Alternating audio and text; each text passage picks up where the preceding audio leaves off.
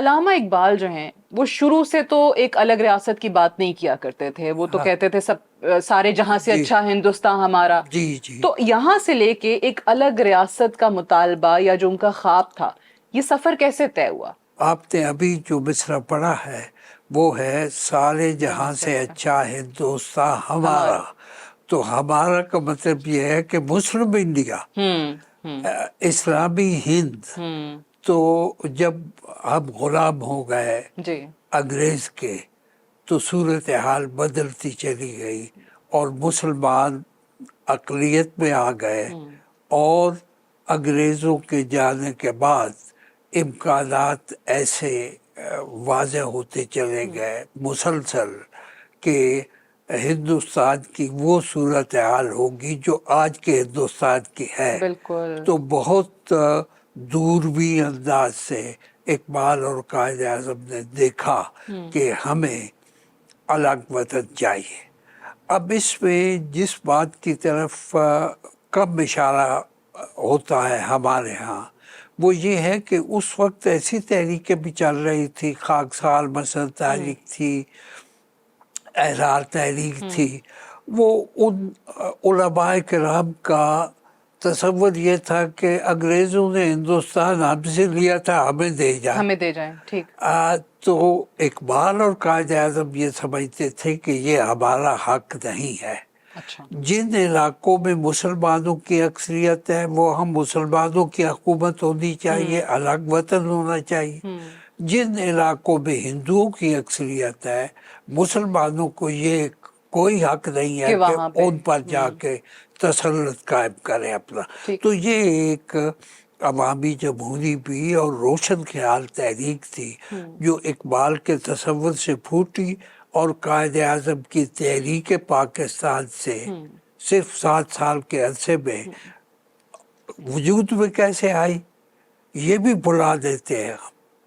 پاکستان ٹینکوں کی لڑائی کے نتیجے میں نہیں آیا، پاکستان عوام کے ووٹ کی پرچی سے آیا ہے. Pakistan was voted into existence, conquered ship نہیں ہے، فتوحات کے سلسلے میں نہیں آیا.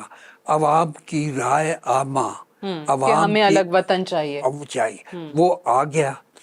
اب یہ کہ وہ ساری قوتیں جو پاکستان کے قیام کے خلاف تھی، اور اس کے سلسلے میں تھوڑا سا وقت آپ کا اور لوں گا کہ اقبال کا جو خطبہ ہے الہ آباد، جب انہوں نے الہ آباد میں ڈیلیور کیا تو دوسرے روز اس خطبے کی خبر جو چھپی ٹائمز لندن میں، اس خبر کے ساتھ ایڈیٹوریل بھی تھا کہ آپ دیکھیں، توجہ کریں کہ اقبال کس خطہ زمین پہ سیپریٹ مسلم اسٹیٹ قائم کرنا چاہتے ہیں.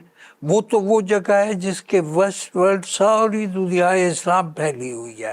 تو یہ ایک چھوٹی سی ریاست نہیں ہوگی. اقبال کے تصورات کے مطابق جس طرح وہ اقوام مشرق کو جگا رہا ہے، اکٹھا کر رہا ہے، تو یہ اتنی بڑی ایک سلطنت وجود میں آ جائے گی.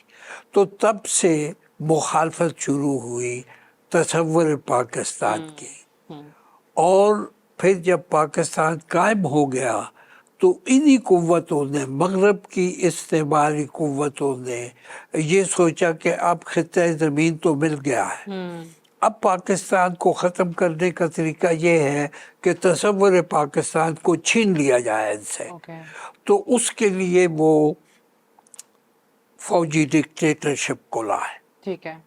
سب سے پہلے جو ایوب خان آیا، تو ایوب خان کے سلسلے میں کہ کیسے آیا، کیوں آیا، خود ذوالفقار علی بھٹو نے اپنی کتاب دا متھ آف انڈیپینڈنس کے مختصر سے 4 ورڈ میں کر دی ہے.